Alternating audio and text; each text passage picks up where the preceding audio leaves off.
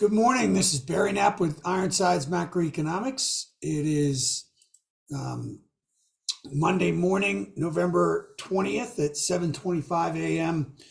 Mountain Time. This is the free version of our weekly audio and video summary of our weekly. Our weekly this week was titled Necessary and Sufficient.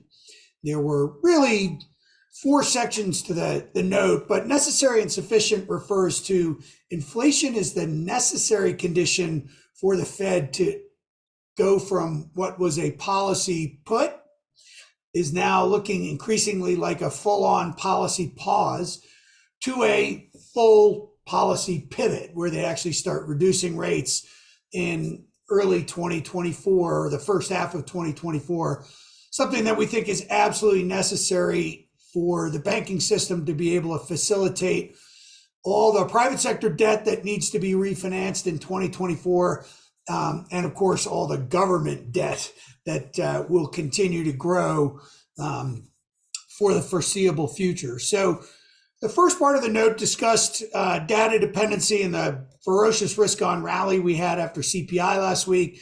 We then went through some details on CPI, then moved on to insufficient economic slack and the growth outlook. And we discussed a number that you probably didn't see last week that could be quite significant in terms of the Fed's narrative about just how strong growth is, but really got into the key to getting the Fed to pivot, which we think ultimately will be an increase in the unemployment rate.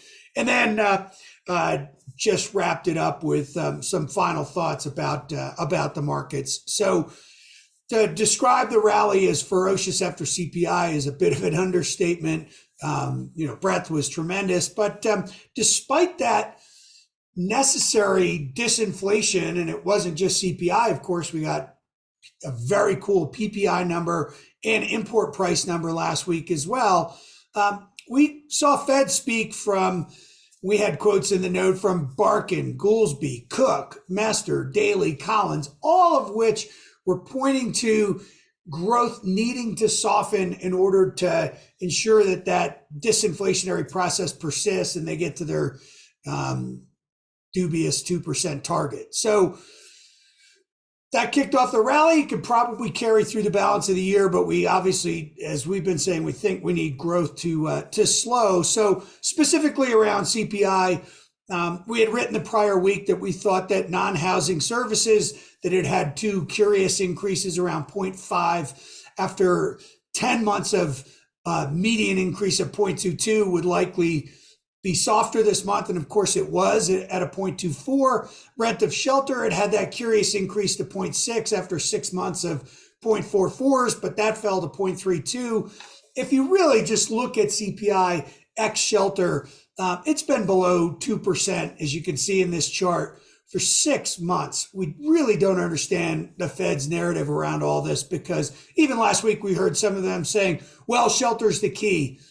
Come on, gang. We know that shelter is going down. It's just a matter of time based on how it's constructed. We can see the apartment list or Zillow measures, and rents have weakened decidedly. So moving on to insufficient economic slack, to sort of underscore our point, on Wednesday morning, we got a very good PPI number, but then we got a retail sales number that's still running better than 5% on a quarterly annualized basis. And the Treasury market gave back about a third of the rally. So the market is still very sensitive to growth. On Friday morning, though, we got the quarterly services survey. We went through the math, and it's a little tough to interpret. We're going to have to see exactly how the BEA deals with this when we get the second or the first revision to the initial GDP advanced estimate, not this week, but the subsequent week. But it looks like services spending slowed. It didn't increase as BEA estimated, and that could lead to a big negative revision to GDP and change the Fed narrative. But ultimately, and we worked through the September SEP to illustrate this point, the unemployment rate has got to go through 4%. We think it could happen even in next month's number coming out of the beginning, or the November number coming out of the beginning of December. But that's going to be really the key to getting the Fed to a full policy pivot. So That's it for us this week. We'd love you to consider becoming a full subscriber. It'd be a great time of year to do it. We're about to release our 3 output notes, our standard, here's what we think's happening in 2024, our 4 or 5 macro trends for the next decade or so, and then our year in review notes. Become a subscriber, and you'll be able to have access to all those notes. Have a good week, everyone. Thank you. Barry Knapp from Ironsides.